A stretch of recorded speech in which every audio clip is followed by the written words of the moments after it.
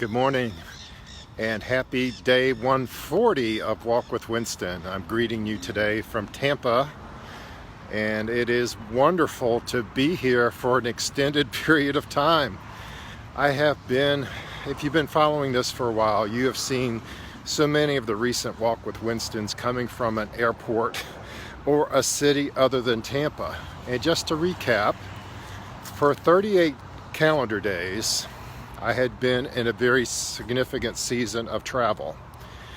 Over that time, over those 38 calendar days, I did 25 different flight segments. That's a takeoff and landing, plus that covered over 20,000 air miles over this 38-day period.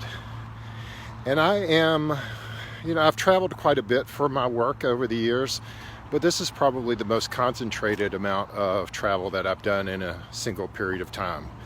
So coming off the road on Thursday, I just knew that I needed a time of recovery. And so I booked myself a 3-day weekend. And I came into the 3-day weekend with the intentionality of making it as much of a Sabbath experience as I possibly could. Now, this 3-day Sabbath, the number 3 is very significant in the Bible. There's so many examples of 3 days that have been pivotal in the lives and the impact of many people in the Bible. So you think, my sister reminded me of this morning.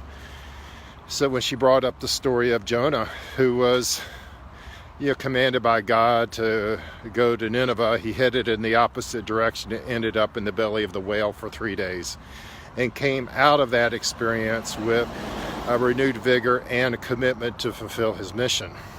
And then we also have the classic, the pivotal 3 days of Jesus in the tomb, and how he first appears to the men on the road to Emmaus and sparks an entire revolution in terms of the impact that so many people who had that experience with him after the 3 days, after the resurrection, that ignited so many souls on fire for his kingdom. Well, I'm not equating my 3 days to either of those guys, but I am thankful for these 3 days that I have had to think about and reimagine a new future for myself. So the Sabbath, this 3-day Sabbath, has been one of resting. I've had extended naps both days. It's been a time of reimagining a future outcome, and it's been a time of rinse and repeat, because I know one of the things I noticed about myself in college, I was a philosophy major, which is very practical in terms of adult application later on, but that's a joke. But I noticed that for me, a lot of times the best ideas are one that kind of initial seed plants, and then I take that initial seed and I build upon it. So for me, a strong creative process is a process of taking a nugget of an idea, setting it aside for a few hours or maybe overnight, and coming back to it the next day. So on Friday, I had my session with my coach Friday evening, and I shared with her what had been brewing inside of me. I've been going down a path now for a couple hundred days, and I wasn't really seeing much fruit from it.